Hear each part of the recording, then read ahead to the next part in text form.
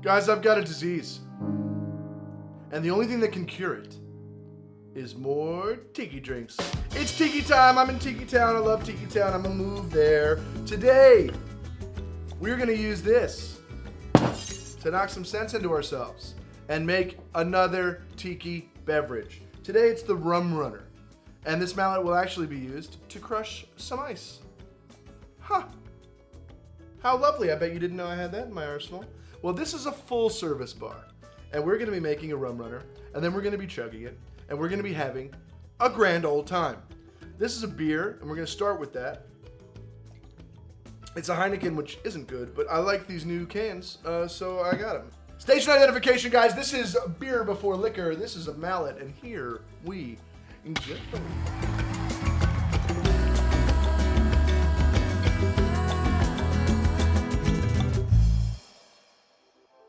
The first step for this is going to be to crush this ice. This is a bag. It's a bag that's sold with the specific purpose of putting ice cubes inside of it and then tying it rather tightly and then hitting it real hard with a mallet. And this is how they used to make crushed ice on the beaches back in the day. It's how they still make crushed ice in a lot of like bars that maybe are more expensive than others. So. Isn't it pleasant? And you want to crush it. That's sort of the whole purpose, you know, it's called crushed ice, and that's what we're gonna do. And that's what we've done here. That was just for good measure, for me. That's crushed ice, guys. And then you untie the bag, get your glass out here, and really seamlessly, it pours into the glass. You don't have to do any work here. It's just going to fall right out. You have to do a little work. You have to sort of coax it out. But that is crushed ice. And the bag is done. Okay.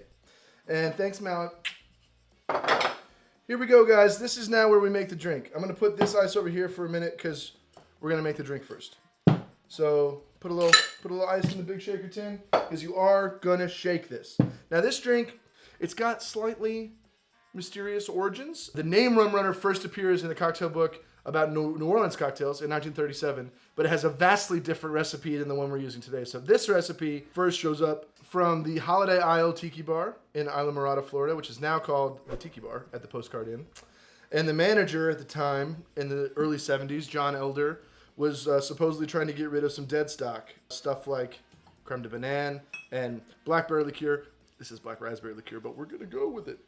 And some rums. And made this drink, and everyone loved it. And there you go. It's been around ever since. And because it has such specific ingredients, I mean, how often do you see creme de banane around? It's stood the test of time. So that's the origin story we're going with. And we're going to start with an ounce of the white rum. This is El Dorado, 3-year. Delicious rum. We've used it before. We're building a bar. Isn't it grand? We're going to use an ounce of Tempus Fugit Creme de banane. This stuff is amazing. It's really dark and caramelized. It's perfect for making banana bread. They make it in Switzerland, Tempus Fugit. You guys are alchemists. We're going to do 2 ounces of pineapple juice.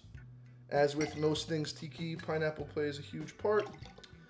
And 1 ounce of lime juice. Boom. And a 1/2 ounce of Chambord. Just a little Chambord. Hello, it's a little. Just a 1/2 ounce of it, so it's not done being used. Still got quite a bit left in the tank. You never use a lot of Chambord, but when you do use it, it is delightful. And then a 1/2 ounce of Rose's bar staple grenadine for color and for so much sugar. And then an ounce of bartender favorite, my favorite, Smith & Cross, which is a Jamaican Navy strength rum. It is delightfully funky. And we put a little on the towel, just so the towel can have some of the funk. That's nice. We're thinking ahead. And then all that into your big shaker tin, and then shake it.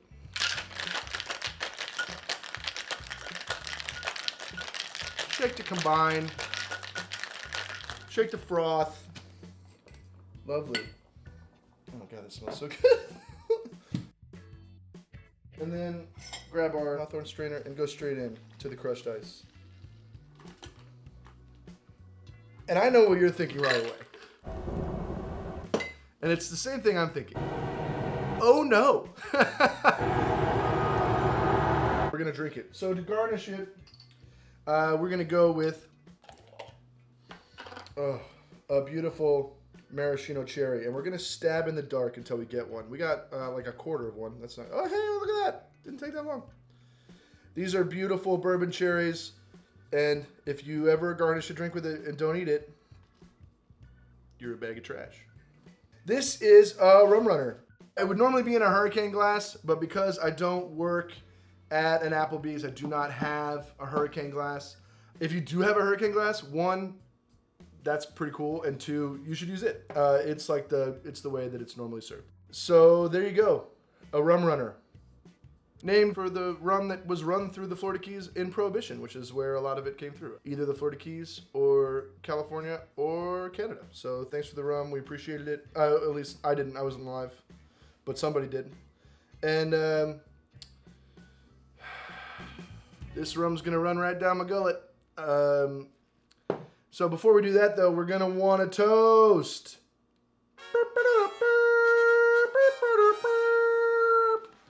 Today we're going to toast to Dr. Bronner's soap. Not so much, like the soap is fine, but I often am in the shower and in need of a read. And thank you for writing a bunch of unhinged all over your label. Helping bored shower takers everywhere. Smell like peppermint. So here's the Dr. Bronner's. I hope he's all right. Probably not. And let's run Rum Runner. I really don't want to do this. I have stuff to do today.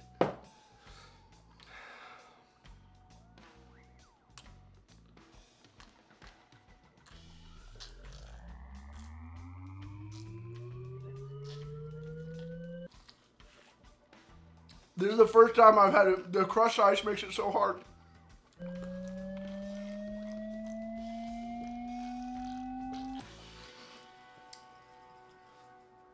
Need a straw.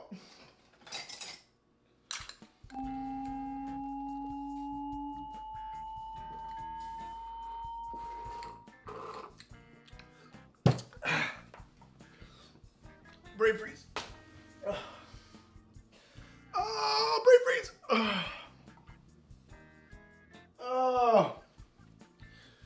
Oh, brain freeze. Cherry. Okay, chewing the cherry helps. Guys, that was dumb. That was a dumb thing to do. I just closed my teeth because so much crushed ice was coming into my mouth. I had to barrier it. So the straw is definitely the. This is a mate straw that I bought in Uruguay. So that's good. That's what it's for. All right. I don't know if it could get better than that. So this is me fully falling apart. Cheers to Dr. Bronner's. Cheers to the Rum Runner. It's really good. I just wouldn't do what I did with it. Common theme on this show. So.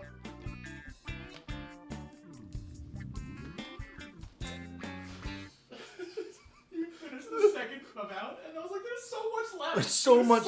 I couldn't. The ice was absolutely killing me. Because normally, you had to open your whole mouth, and I had to close my teeth. Oh god. It was like I felt like a whale trying to eat krill. It was awful.